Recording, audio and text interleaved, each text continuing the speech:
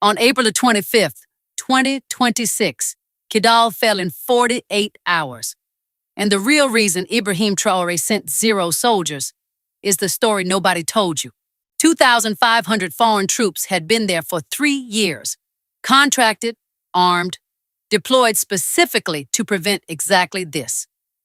When the attack came, according to analysis confirmed by multiple security reporters on April 27th, they did not fight their way out of Kidal. They negotiated. Their partners in that negotiation were the groups they had been paid to eliminate. And 60 miles away while that exit was being arranged, one of their helicopters was shot down. Everyone on board died. Sadio Camara was Mali's Minister of Defense. His death came at home before the sun came up. The president of Mali went silent for 96 hours. When he finally appeared, his message to a burning country was 4 words. The question that followed, across every community watching this region, was the same. Why didn't Traore send troops? This is the answer they were not given. Because the man who named the system responsible for this attack within hours of the first explosion had already built the only security framework that has ever produced a different result. And if you have been waiting for someone to explain why that silence was not weakness, the next 30 minutes are for you. The morning of April 25th, 2026, started with explosions. 4:56 a.m., the first reports came from near Kati, the military base where President Assimi Goïta, pronounced Goïta, was headquartered. Within minutes, coordinated gunfire erupted simultaneously across Bamako, Kidal, Gao, Mopti, and Savary. 6 cities, 1 hour. No military operation in Mali's decade-long conflict had ever coordinated simultaneous strikes across this many locations. Multiple installations hit at the same moment. Roads blocked before dawn. Communication lines severed between command posts before commanders could respond. The first named casualty arrived before sunrise. Sadio Camara was Mali's Minister of Defense. He had held the position since the transitional government came to power. On the morning of April 25th, he was not at a military base. He was not in a command center. He was at home. A vehicle loaded with explosives was driven directly into the building where he lived with members of his family. The explosion caused his death and the deaths of those inside. That is not a battlefield casualty. That is a targeted operation against a known address. Modibo Kone, head of Mali's National State Security Agency, was struck by multiple gunshots at approximately the same hour. He survived. According to reporting from the documented record of the 2026 Mali attacks, his condition remained critical. General Oumar Diarra, Chief of Staff of the Malian Armed Forces, was also wounded in the same period. 3 senior commanders, one night, all disabled before the capital's residents had finished their morning prayers. By mid-morning on April 25th, Kidal had fallen. Kidal is not a village. It is a city that generations of people have called home. A cultural and commercial center in northern Mali, where Tuareg communities, traders, and administrators had built something together across decades of difficult coexistence. People were born there, businesses were established there, children attended school there. A radio station broadcast in 4 languages, markets ran every week. It fell in under 48 hours. The residents who could leave, left. Those who could not, stayed. And the flag that Africa Corps had raised over Kidal's government compound in November 2023, celebrated at the time as proof the arrangement was working, came down with it. Mopti fell next, then partial control over Gao's approach routes. The international airport in Bamako itself came under direct attack before government forces repelled it. JNM, the armed organization linked to Al-Qaeda, issued a formal declaration. Every road into Bamako was under blockade. No vehicles could enter. Civilians could leave. The capital of Mali's government was functionally surrounded. This was not improvised. According to a field commander speaking to FDD's Long War Journal on April 26, the operation had been in planning for months. The coalition executing it, JNIM combined with the Tuareg separatists, FLA, had announced formal military cooperation before the attack began. These 2 organizations have incompatible ideological goals. They have historically fought each other. Their fighters have caused the deaths of each other's people. On April the 25th, they moved together across 6 cities in the same hour. That coordination requires infrastructure, communication systems, pre-positioned logistics, supply chains capable of moving surface-to-air missiles into range before a helicopter takes flight. Someone knew which routes to use, someone knew which commanders to target and where they lived, and the forces contracted specifically to protect against exactly this threat. 2,500 Africa Corps personnel were in Kidal when the attack began. They did not fight their way out, they negotiated. Their counterpart in that negotiation was the FLA, the same armed organization they had been contracted to eliminate. According to analysis published April 27th, Africa Corps assembled their vehicles at the former MINUSMA base and accepted a safe corridor out of the city under rebel escort. The Malian soldiers at the same location received no corridor. 60 miles away, while that exit was being finalized, a military helicopter was shot down near Gao by a surface-to-air missile. Everyone on board died. At the exact moment Africa Corps was arranging its escape, one of its aircraft was being brought down. President Goita was evacuated from Kati to an undisclosed location at a special forces base. His one visible action in the following 4 days was a convoy of vehicles driven through Bamako, intended to disprove reports that he had left the capital. No speech, no public address, no explanation. When he finally appeared on April 29th, his message to a country that had watched 6 cities attacked in one morning, its defense minister die at home, Kidal fall in 2 days, and its capital blockaded, was 4 words. The situation is controlled. African news reported it directly. The silence of the junta leader was deepening Mali's political crisis. 4 words. After 96 hours. After all of this is what it cost. This is the price paid in lives, in cities, in the distance between a government and the people it claims to protect. And the cost that never appeared in the casualty reports, the structural cost that explains why not one AES soldier was ordered to move, is the one we need to examine now. Before we go further, here is a fact published April 29th that almost nobody connected to what you just heard. While Africa Corps was accepting a safe corridor out of Kidal under rebel escort, the United States government, the same administration that publicly reduced its African security footprint, was, according to Bloomberg, in the final stages of a deal to resume drone surveillance flights over Mali, not withdrawing further, returning through the intelligence door rather than the military one. The competition for influence over this theater was not ending with Africa Corps' retreat. It was restructuring, changing actors, changing methods. And the only actor in this entire story who does not need external surveillance, external weapons, or an external security contract to hold territory is the one who built his model from inside the community. What that model is, specifically, structurally, with the numbers, is what comes next. Here is what Africa Corps' 3-year presence in Mali produced, according to records published April 27th by the Robert Lansing Institute. Not security, expansion. According to their documented analysis, the armed organization's Africa Corps was contracted to suppress had actually expanded their operational territory since Russian forces arrived in Mali. Not held steady, not contained at previous levels, expanded. The report found that casualties related to violent extremism reached record levels across Mali, Niger, and Burkina Faso in the first half of 2024, with foreign security forces present in Mali throughout the entire period. That is not a setback in an otherwise functional model. That is a documented failure of the model itself. Kidal was supposed to prove the opposite. In November 2023, Africa Corps recaptured Kidal after a military operation that lasted several days.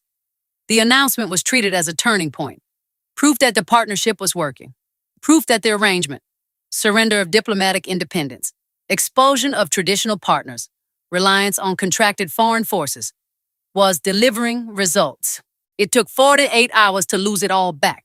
The same city, the same armed groups, 3 years of foreign security presence, and the outcome was identical to where Mali started. Except now, 3 senior commanders were dead or critically wounded, and the contracted force that was supposed to prevent this had negotiated a safe exit from the city they had just surrendered. Why did Africa Corps fail at the intelligence level? The answer is specific. The Small Wars Journal published a detailed analysis in March 2026. According to their documentation, Africa Corps intelligence failures in Mali stemmed specifically from breaking community trust. Foreign forces operating without cultural embeddedness, without local relationships, without the credibility that comes from belonging to the territory they are supposed to defend, could not access the information networks that would have told them what was coming. Someone knew the defense minister's home address. Someone knew when to strike Kadi. Someone knew the movement patterns of the chief of staff. That level of operational intelligence is not purchased. It is cultivated over time within communities that trust the people they are sharing it with. Africa Corps had the opposite.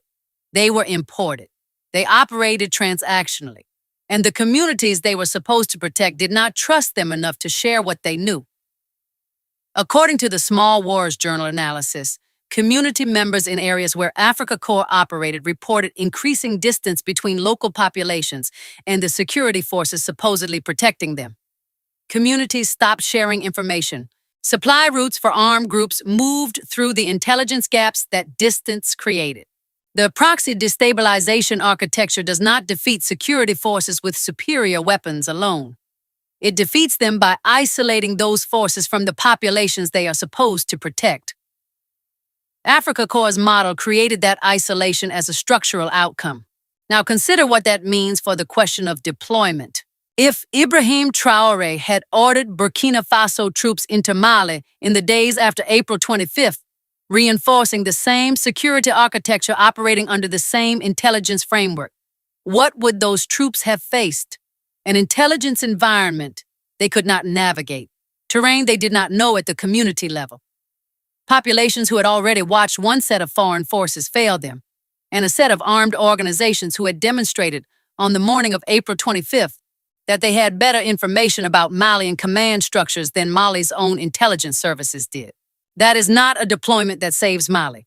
That is a deployment that extends the theater of failure into Burkina Faso's force structure and gives the proxy destabilization architecture a second state to destabilize through the same mechanism. There's one more element of the external dimension that the mainstream coverage missed entirely. According to documented reporting in the same period, an external actor that had historically maintained communication lines with Tuareg communities and that Mali expelled in January 2024, citing interference in internal affairs, was confirmed to have brokered the Africa Corps withdrawal from Kidal while simultaneously downing a Malian military drone, citing unauthorized airspace entry. Both actions occurred in the same 72-hour window. One act of diplomatic facilitation for a retreating foreign force. One act of military escalation against Mali's own assets. That is not a neutral posture. That is the proxy destabilization architecture operating through diplomatic and military channels simultaneously, shaping the outcome from multiple directions during the same crisis window. Mali's prime minister stated it directly, on the record. The scale and precision of the April 25th coordination, 6 cities, 3 commanders, simultaneous decapitation, reflects foreign funding. His words, Traore stated it directly. Monstrous conspiracy, long preparation, hostile actors working against Sahel sovereignty. When two governments independently reach the same conclusion before the smoke has settled, the question is not whether external coordination existed. The question is what a response that actually changes the outcome looks like. Not sending soldiers into a theater where the intelligence infrastructure has already been compromised. Not replicating, at greater cost and with Burkina Faso's forces, the arrangement that failed Mali for 3 years. Something built differently. And the alternative to what failed Mali already has a name, a number, and a specific reason why it has never been offered to the people who need it most. 85,731. According to government documentation published January 2026, that is the confirmed strength of Burkina Faso's Volunteers for the Defense of the Fatherland, the VDP, up from 28,000 in 2022. No foreign contract, no diplomatic concession, no sovereignty traded for a security guarantee. Triple the size in under 4 years, still expanding. Africa Corps brought 2,500 soldiers to Mali and expanded the territory of the organizations they were fighting. The VDP grew to 85,000 by working with communities, not over them. The reason that difference is structural, not accidental, not temporary, is what comes next. The VDP was not created as a response to April 25th, 2026. It existed before that, long before. The Volunteers for the Defense of the Fatherland were established in 2020. They were expanded significantly under Traore's administration. By January 2026, 9 days before the AES Chiefs of Army Staff met in Ouagadougou to authorize 15,000 joint troops, the VDP had documented strength of 85,731 volunteers. In that same month, 2,610 agricultural VDP volunteers were deployed to farming communities across Burkina Faso's provinces, building the kind of embedded presence that also functions as early warning infrastructure. A human rights training program for VDP officers was initiated in Tenkodogo. The expansion was not only numerical, it was structural.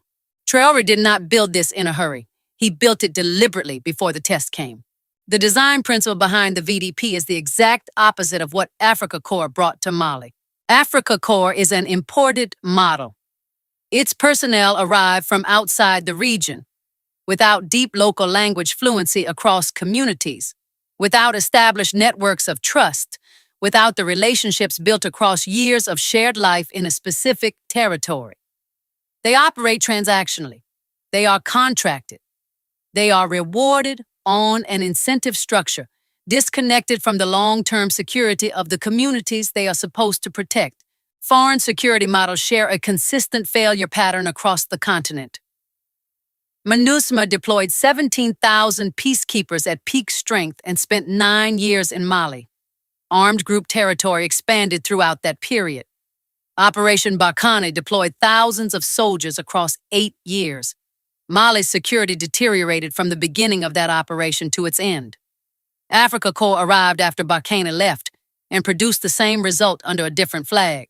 The reason is not cultural or ethnic. It is operational. Every security model that relies on external forces faces the same intelligence ceiling. The information that a population holds about who passed through, who is new, who is armed, where the supply route changed last week, is shared selectively based on trust. Populations that do not trust a security force do not share intelligence with it. Without community intelligence, a security force is navigating blind. It can hold a position on a map. It cannot prevent what it cannot see approaching. The pattern does not change based on which country provides the force. The pattern changes based on what kind of force is deployed and whether it is built from within communities or imposed upon them. VDP volunteers are different in a specific way. A VDP volunteer in a border village in northern Burkina Faso knows which strangers passed through in the last 3 days. He knows who left and did not return. He knows which family received an unusual visitor at an unusual hour. He knows this not because he was trained to observe it, but because he was born there. He grew up there. The community whose security he is defending is also the community his family belongs to. The operational implications are direct. VDP units operating in their own communities detect anomalies faster than any foreign force can. They identify external operatives before those operatives can establish position. They disrupt logistics at the village level before a movement of weapons reaches the coordination point where it becomes a six-city attack. This is not theoretical capability. This is the specific function that Africa Corps' documented intelligence failure prevented from operating in the areas they occupied. That information, granular, real-time, relational, is what a contracted security force arriving from outside cannot purchase. And it is precisely what Africa Corps specifically dismantled in Mali, according to the Small Wars Journal analysis. Communities stopped sharing intelligence because they had no reason to extend trust to forces that had not earned it. Supply routes for armed organizations moved through the gaps that distance created between populations and the security structures supposedly protecting them. Remember what we established in the opening minutes of this video. The targeting of 3 Malian commanders in their homes and headquarters in a single night. Someone had that level of operational precision. Someone maintained real-time information about command locations and movement patterns that Malian intelligence itself could not protect against. That intelligence did not come from satellite imagery. It came from inside communities, from the information layer that Africa Corps had broken access to. The VDP is specifically designed to hold that layer, not by force, by belonging. Now, there is a serious allegation that must be addressed directly.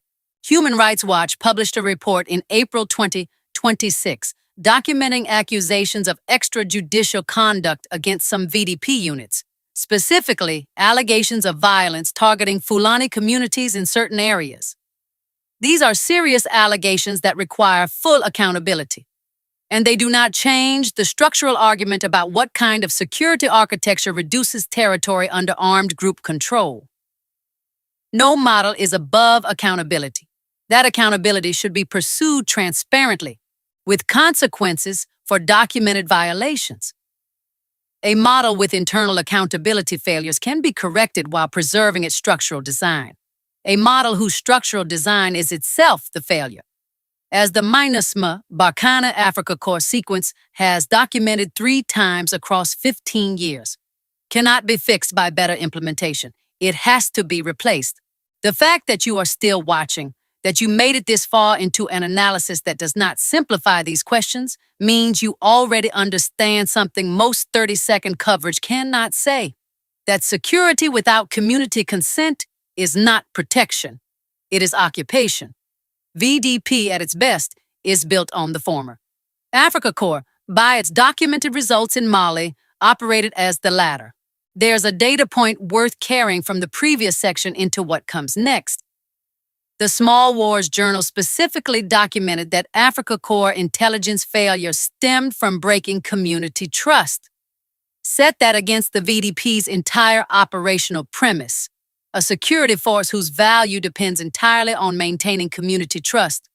These are not different models in scale. They are opposite in their fundamental relationship to the population they exist to protect. One erodes the foundation that makes security possible. The other builds it. What are the comparative outcomes? Burkina Faso continues to face serious security pressures. Approximately 30% of its territory remain under pressure from armed groups as of late 2024. That is a real and ongoing crisis. It is not minimized here. The VDP has not solved Burkina Faso's security challenge, but Africa Corps, in the same period, failed to hold Kidal, a city they had recaptured in 2023. For even 48 hours under real pressure. The VDP in the same period tripled in documented strength and continued to expand. The trajectories are moving in opposite directions. Traore understood this before April 25th. He was constructing the alternative before the test arrived. The decision he made on the morning Mali burned was not a reaction to a crisis. It was the consistent expression of a framework that had been under construction for years, and that already had 85,000 people in it when the attack began. But while the VDP was expanding inside Burkina Faso's borders, something was shifting at the geopolitical level that made Traore's calculation not just wise, but urgent in a way that changes everything about what the AES becomes next. The competition for what comes next in the Sahel has just been redrawn, and the mainstream coverage missed it entirely.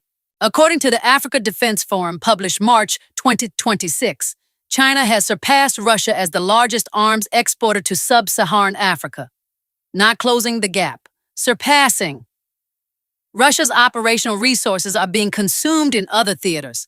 Africa Corps, the model that just failed publicly in Kidal, is expensive, damaged in credibility, and operating in a resource vacuum. China does not need soldiers on the ground to build influence. It builds infrastructure, provides weapons, creates trade dependencies. A destabilized AES searching for new security partners after Africa Corps' collapse is not a problem for every external actor. For some, it is precisely the opening their foreign policy has been designed to enter. The only actor who does not need any of them is still building from within. The Alliance of Sahel States issued a communiqué on April 27, 2026. 4 paragraphs. It condemned the attack. It expressed solidarity. It named hostile external actors as responsible. It affirmed unconditional support for the Malian people. No deployment orders, no emergency military session, no activation of the joint force authorized in writing at the Ouagadougou Chiefs of Army Staff meeting 9 days before the attack, specifically to respond to exactly this kind of event. 15,000 troops authorized on paper.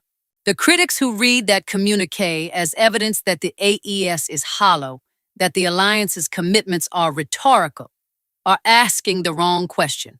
They're asking, why didn't the alliance respond? The right question is, what kind of response would have actually helped? Because we have now established from documented sources across 3 separate analyses what foreign force insertion produces in this theater. MINUSMA, 9 years. Territory expanded throughout. Operation Barkhane, 8 years. Security deteriorated to its end. Africa Corps, 3 years. Kidal lost in 48 hours. The pattern does not change based on who inserts the force. The pattern changes based on what kind of force is inserted, and whether it is built from within communities or imposed upon them. The AES has 15,000 troops authorized. That authorization is not worthless, but a number on paper does not tell you how those troops will operate when they cross a border into a different community structure. It does not tell you whether the populations they enter will trust them or hide from them.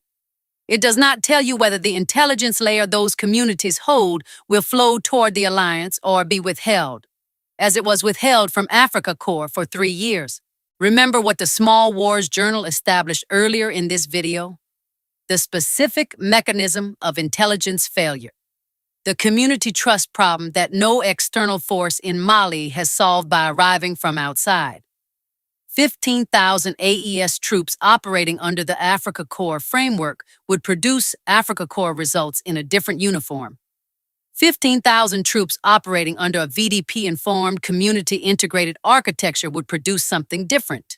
The decision Traore made was not a decision against deployment. It was a decision against deploying the wrong model into the wrong framework at the worst possible moment for the AS. The geopolitical pressure to get this right is increasing, not decreasing.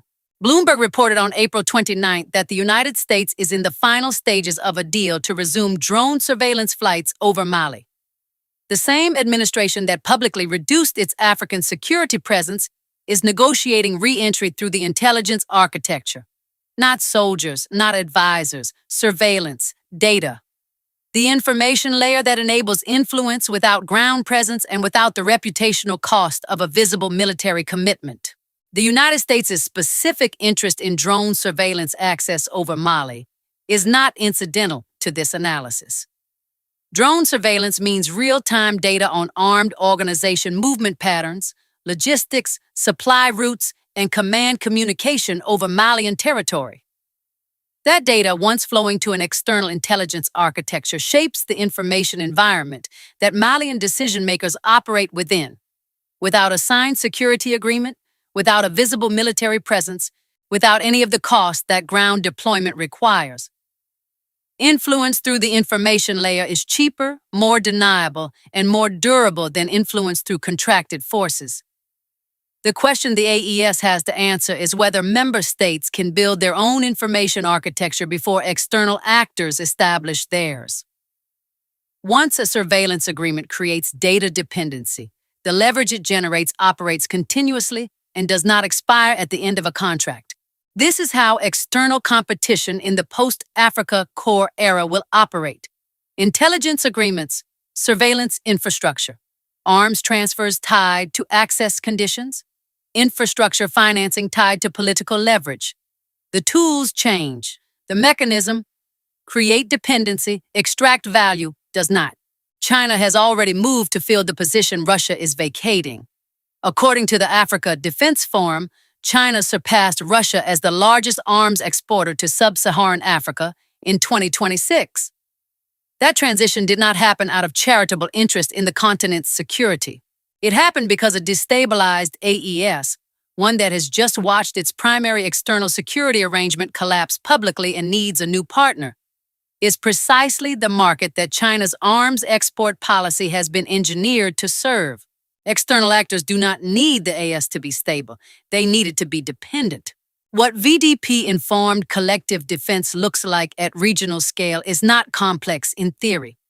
It starts with intelligence sharing, not the intelligence gathered by foreign surveillance platforms, but the community-level information networks that the VDP has been building across Burkina Faso's provinces since 2020. Extending that model to Mali does not mean importing Burkina-based soldiers. It means training Malian community defense volunteers on the same architecture. It means establishing early warning networks at the village level that allow community members in northern Malian provinces to share intelligence with a Malian state authority, not a foreign intelligence service, not a contracted security company that has a genuine stake in protecting the community providing it. It means security that belongs to the people it protects, rather than security rented to them by external parties with competing interests in the territory. This is not a fast process. There are communities in northern Mali where the relationship between the Bamako government and local populations has not been genuinely functional in decades. Rebuilding that takes time, specific commitments, and specific people. The kind of investment that a contracted foreign security force cannot manufacture. But it is the only process that produces permanent security rather than temporary suppression. And this is not a vision Traore is proposing for the future. It is what he has already been running in Burkina Faso. It is already the architecture that Burkina Faso's security structure runs on. Imperfectly, under pressure, in the middle of an active conflict with no clean resolution in sight. Traore is not claiming the VDP has won. He is demonstrating that it has not failed the way every imported model has failed. That is the beginning of a different standard of evidence, and a different standard of what sovereignty over your own security actually requires. The proxy destabilization architecture had counted on one thing above all others, that the sovereignty movement would run out of models before it ran out of enemies. It underestimated one man. Let us be clear about what the 48 hours of April 25th and everything that followed has actually proven. Mali did not burn because the AES was weak. Mali burned because the model imported to protect it was never designed to produce the outcome it promised. 3 separate external security arrangements occupied Malian territory for a combined 15 years. In that period, the armed organizations they were contracted to suppress expanded their operational territory, increased their reach, and ultimately executed the most sophisticated coordinated attack in Mali's history. Their model failed, not once, not twice, systematically. And the reason it failed is specific. It was built on external dependency, not indigenous capacity. The framework that works, the one that has been building in Burkina Faso since 2020, that reached 85,731 volunteers without a single sovereignty concession, is not a theory. It is a documented architecture. It has not solved Burkina Faso's security crisis, but it has created something that 15 years of foreign security presence in Mali never created: community trust at operational scale. Traore did not send troops into Mali because he had already done something more important. He had demonstrated that an alternative to the failed model exists, and walking that alternative into a broken theater without the community architecture that makes it function would not have saved Mali. It would have extended the failure and given the proxy destabilization architecture a second member state to fracture through the same mechanism. That is not abandonment. That is the decision that protects Mali permanently rather than temporarily. Remember the defense minister whose death was caused by an explosion at his home before sunrise? Remember the 96 hours of silence and the 4 words that ended it? Remember Kidal, where people had built lives across decades gone in less than 2 days. That cost was not paid because of what the AES failed to do. It was paid because of what every external model that Mali trusted before the AES was built to extract, not protect. The people of Mali deserve security that actually works, not another contracted force that trades sovereignty for a guarantee it cannot keep. The framework that can provide that, built from within communities, not imposed upon them, accountable to the people it protects, already exists. It is already running. And the man who built it, did not send soldiers into a broken theater because he is building the architecture that will make that theater obsolete. This is not the end of the AES story. It is the beginning of the part where the alliance becomes something real. If this video showed you something the 30-second alerts missed, if the gap between the 15,000 authorized troops and the zero that moved, between Africa Corps' 3-year record and the 48 hours it took to lose Kidal, between the model that failed and the model that is being built, if that gap landed differently than what you have been reading, then you already understand why this conversation matters beyond this week's news cycle. Drop built, not broken, your country. And one thing this video changed in how you see the AES in the comments. Not what you already believed, what shifted. That distinction matters. Share this with someone still reading the casualty numbers without the architecture behind them. The analysis they need is not in the headline, it is here. The next video in this series goes deeper into what AES regional security built on the VDP model would actually require. The timelines, the structural barriers, and the reason Burkina Faso's experience is both the blueprint and the warning. Subscribe if you want to be there when that drops. Mali is not the end of this story. Neither is silence.